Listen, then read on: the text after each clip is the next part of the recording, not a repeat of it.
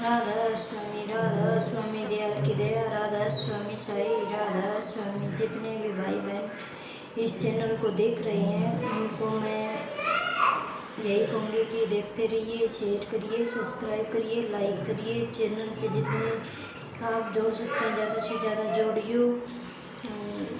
राधा स्वामी। मैं आज आपके लिए एक और अच्छी सी साखी लेके आई हूँ। परम सत्कार गुरु प्यारी साध संगत जी, राधा स्वामी जी, साध संगत जी। आज की ये साखी एक सत्संगी लड़की के ऊपर है जो जो नामदान में जिसको नामदान मिल चुका है, उसका पूरा नामदान मिल चुका है, उसका पूरा परिवार सत्संगी था। जैसा कि अक्सर देखा जाता है कि हमारे माता पिता जैसे हो जाते हैं, हम उसी के साथ जुड़ जाते हैं, तो हमारा रुझान भी उसी की तरफ ही हो जाता है। तो ऐसे ही उस लड़की का रुझान भी बाबा जी और सत्संग की ओर था।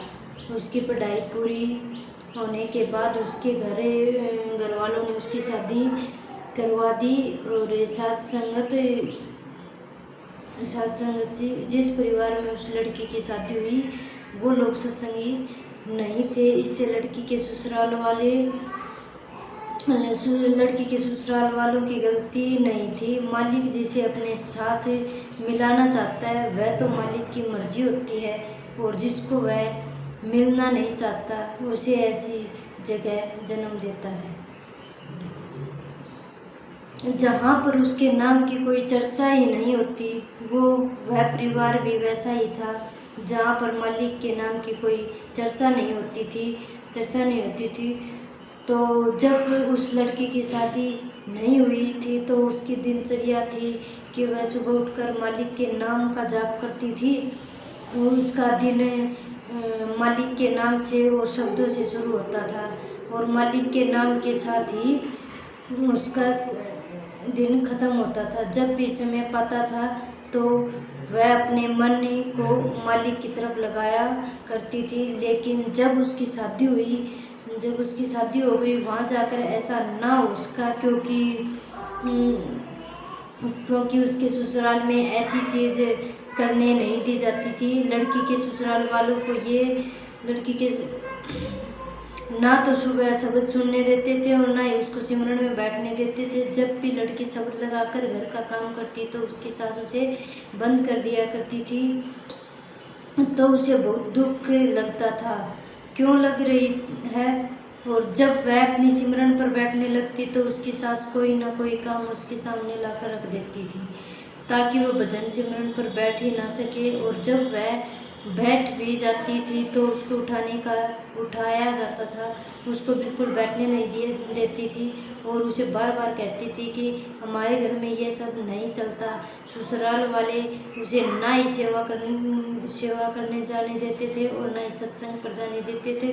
तो साथ संगत जी, वह लड़की बहुत ही दुख तकलीफ में थी, क्योंकि साथ संगत जी जो मालिक से जुड़ा हुआ होता है, जब कोई मालिक से तोड़ने की कोशिश करता है तो जो दुख उसे होता है वह तो जानता है। पर जो लोग किसी मालिक के प्यारे को मालिक से जोड़ने में रुकावट डालते हैं तो उन्हें उसका बहुत ही भारी नतीजा भुगतना पड़ता है। संगत जी, फिर एक दिन उस लड़की को मालूम पड़ा कि उसके साथ में रहने वाले लोग सत्संगी हैं। तो ये जानकर उसको बहुत खुशी हुई कि कोई मालिक का प्यारा मेरे पास है। तो जैसे ही उसे पता चला कि वह वहाँ रहते हैं तो वह तुरंत उनके घर गई। उसने बातें करने लगी और उस परिवार में एक सत्संगी बुजुर्ग माता सबसे बड़ी थी। गांव वाले उनका बहुत ही मान करते थे। उनको अपनी जवानी के दिनों में ही नाम की बख्शीश हो गई थी। गांव का कोई भी फैसला लेना हो तो लोग उसके पास से आते थे, उनकी सलाह लेते थे। अगर गांव में कोई भी निपटारा भी वही करती थी। तो जब वह लड़की उनके घर गई तो यहाँ अपनी सारी बातें माता जी को बताई। तो वह सुनकर जो बुजुर्ग माता थी उसको भी बहुत तकलीफ हुई कि लड़की के साथ बहुत गलत हो रहा है, लड़की को दबाने की कोशिश की जा रही है जो कि नहीं होना चाहिए। तो उन्होंने लड़की को कहा कि तेरे ससुराल वाले तो तेरी बात समझेंगे नहीं, लेकिन मैं तुझे एक कहानी सुनाती हूँ, उसके बाद तेरी तकलीफ कम हो जाएगी और तुझ में बहुत हिम्मत आ जाएगी। साथ संगत जी, फिर उस माता ने एक कहानी के माध्यम से लड़की को समझाने की कोशिश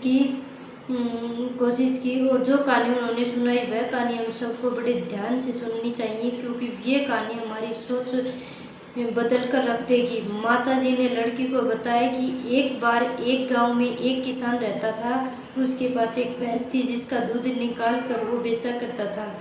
धीरे धीरे भैंस बूढ़ी हो गई और एक दिन उसकी भैंस गांव के एक गहरे गड्ढे में गिर गई। भैंस चिल्लाने रोने लगी और किसान सुनता रहा और विचार करता रहा कि उसे क्या करना चाहिए और क्या नहीं। उसके सोचो कि अगर मैं शहर से क्रेन बुलाऊंगा तो बहुत खर्चा हो जाएगा, वैसे भी ये भैंस अब मेरे किसी काम की नहीं रहेगी। तो उसने निर्णय लिया कि भैंस का उस गड्ढे में ही दफना देना चाहिए। तो उसने अपने सभी पड़ोसियों को मदद के लिए बुलाया। सभी ने एक एक फावड़ा पकड़ा और गड्ढे में मिट्टी डालनी शुरू कर दी। जैसे ही भैंस को समझ आई कि ये क्या हो रहा है तो वो और चिल्लाने लगी और उसके बाद फिर अचानक आश्चर्यजनक रूप से शांत हो गई। सब लोग चुपचाप गड्ढे में मिट्टी डालते रहे। तभी लोगों ने गड्ढे में देखा तो सब हैरान रह गए। भैंस मिट्टी के साथ एक आश्चर्यजनक हरकत कर रही थी। वह हिल कर उस मिट्टी को नीचे गिरा देती और फिर नीचे गिरी मिट्टी पर एक कदम बढ़ाकर उस पर चढ़ जाती।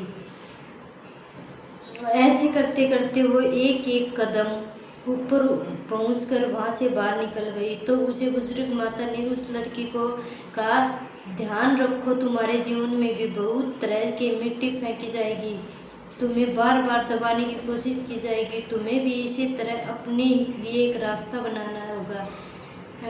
बनाना होगा। परमार्थ के इस मार्ग पर बहुत ही रुकावटें देखने को मिलती हैं, कभी काल की रुकावट तो कभी दुनिया वालों की, पर तुम्हें घबराना नहीं है। वो लोग तुम्हें सिमरन पर बैठने से दिन में रोक सकते हैं, लेकिन रात तुम्हारी अपनी है। जब सब सो जाएं उस समय तुम नाम की कमाई करो। तुम्हें शब्द नहीं सुनने